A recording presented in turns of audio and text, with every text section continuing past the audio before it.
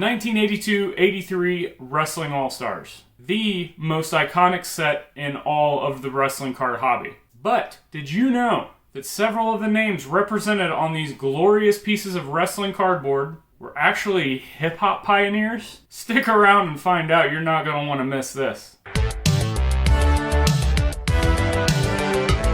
What's up, wrestling fans, trading card collectors? Welcome to another episode of Wrestling with Cards. Who would have thought that some of these 80s wrestling legends were also hip-hop legends? Yes, that's right. Not only was professional wrestling exploding in the 80s, but hip-hop was finding its way into pop culture as well. Fast forward to 2022, as of this recording, people are still seeking out these wrestlers as well as major hip-hop artists on pieces of cardboard to collect. In fact, if you want to get granular about it, some of these Wrestling All-Stars cards may have been considered the first ever hip-hop trading cards. I bet you still don't believe me or don't understand what I'm talking about. We're going to get to that. But again, I think this is something that many people haven't even considered, whether you want to just laugh it off or actually if you want to consider it an actual hip-hop card. I may be joking a little bit, but you'll get my point in just a little bit. Because we're going to take a trip back in time to see just how these 80s wrestling icons were able to help kickstart not only professional wrestling into the mainstream,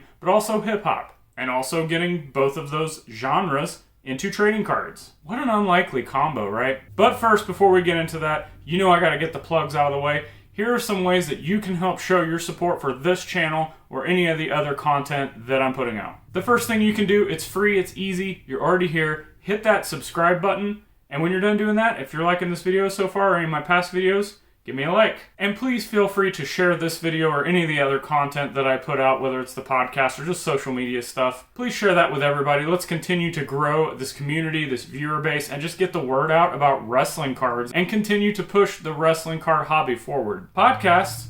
Who's talking about podcasts? I'm talking about podcasts. Check out both of the podcasts that I'm a part of.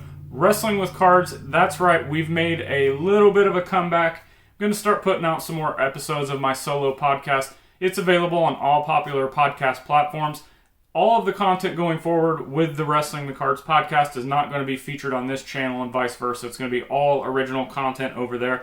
So please subscribe to that podcast on whatever popular podcast platform you like to use. But we're not done. We're going to talk about Worlds Collide. The wrestling card community seems to love this show that me and Tony do each and every Wednesday morning. We drop an episode and we talk about just a wide variety of wrestling card topics and sometimes just hobby topics, life topics that come into the hobby, and etc. So make sure to check out both of those podcasts, Wrestling with Cards, the podcast, and the Worlds Collide Wrestling Card podcast on all popular platforms. Again, once you're there, hit that subscribe button and leave us a review if you dig it. If you would like to help contribute monetarily, check out Wrestling with Cards on Patreon. For as little as $1 a month, you can get your name in the credits of these videos. There's also other tiers you can pay more for and get more, such as exclusive content, maybe some bonus discounts on merch or eBay store. Speaking of merch, as you can see, the first ever Wrestling with Cards black metal inspired design t-shirt. At the time of recording, there are a few of these still available. There's only going to be 19 of them made. So if you're interested in ordering one, send me a DM on any social platform. And speaking of social platforms, you can check me out on pretty much everything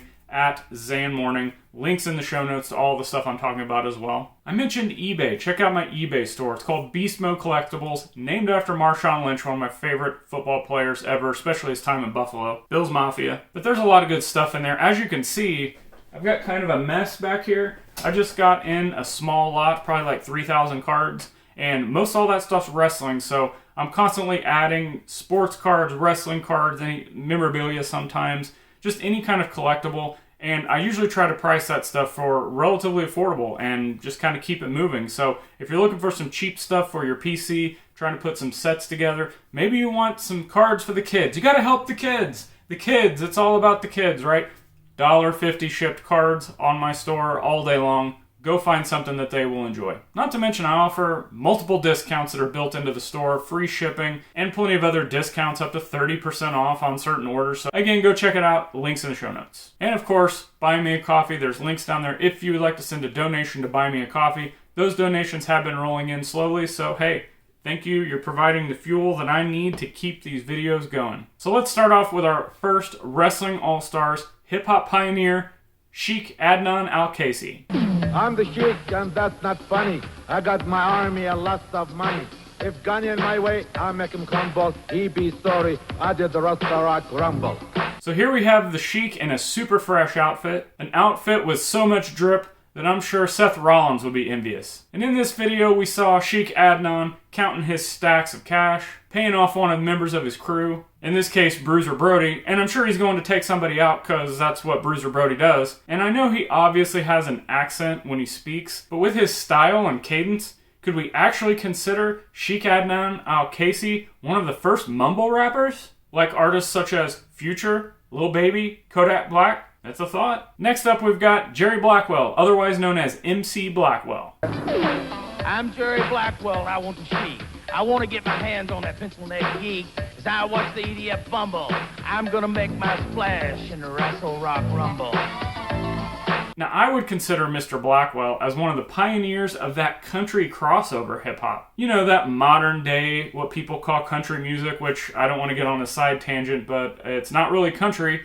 And there's a lot of hip-hop elements in it, whether it's the beat in the background or they're kind of rapping with a twang, so to speak. Well, you all can thank Mr. Jerry Blackwell, or excuse me, MC Blackwell, for that contribution. Not to mention, we saw him belly splashing 2x4s, especially with that towel on. You gotta have that towel. That's what all the hillbillies do after they've had too much moonshine at bonfires, right? Next up, Greg Gagne. I'm Greg Gagne, and I'm in a rage. I want Brody, and I want him in a cage. A high-flying drop kick will make him see double. I grind him up at the Wrestle Rock Rumble. Woo! Whoa, calm down there, Greg. Greg's spitting some serious bars with intensity. Now that I think about it, did Greg Gagne actually kick off that more aggressive hip-hop style? Similar to artists like Suicide Boys, Scarlord, or City Morgue? Next up, Kurt Hennig. Wait a minute. The same guy that was in West Texas Rednecks rapping? I'm Kurt Hennig. And Big Scott Hall. As tag team champs, we'll take on them all. So bring on the long riders, those dirt-ball dumbos. We'll smear those bushes, do the Wrestle Rock Rumble.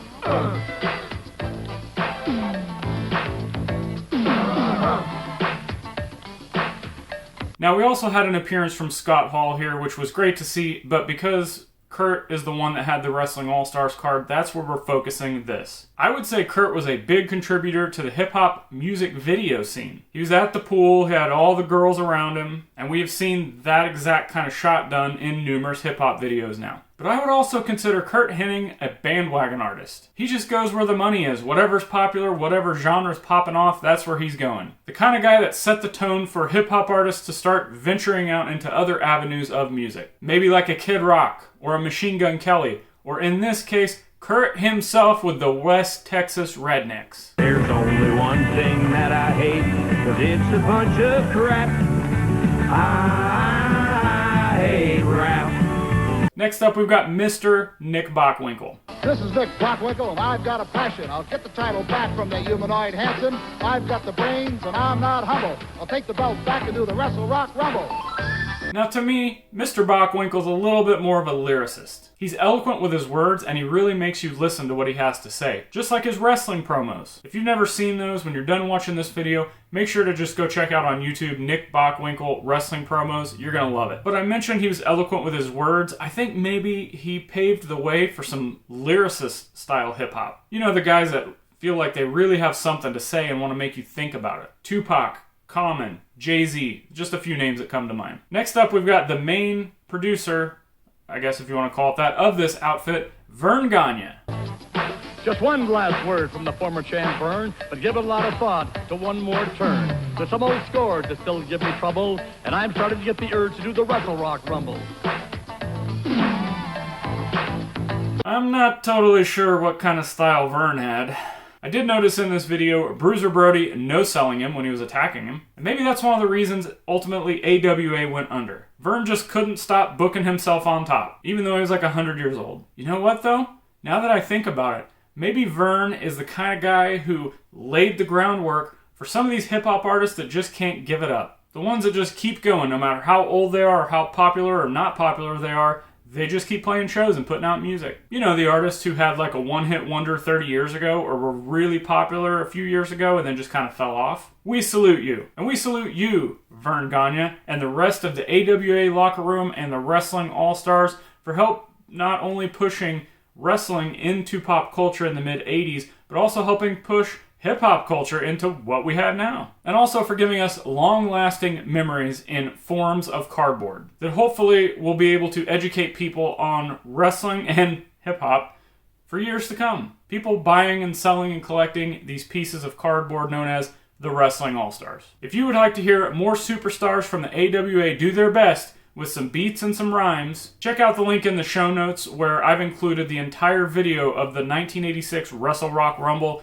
There's some seriously awesome stuff in there. There's a lot I didn't include for obvious reasons. They didn't have Wrestling All-Stars cards, so I didn't put them in this video, but man, there's some good stuff. And by good, I mean so bad it's good. It's very entertaining. You guys are going to want to check it out. And when you're done checking that out, make sure to check out the other links in the show notes that I've talked about, ways you can help support the show, merchandise, podcast links, social media links, and much more. Before you get out of here today, hit that subscribe button if this video brought you some value and more importantly, brought you some entertainment. Give me a like, and until next time, click the videos on the screen for more great wrestling card content. I'll see you there.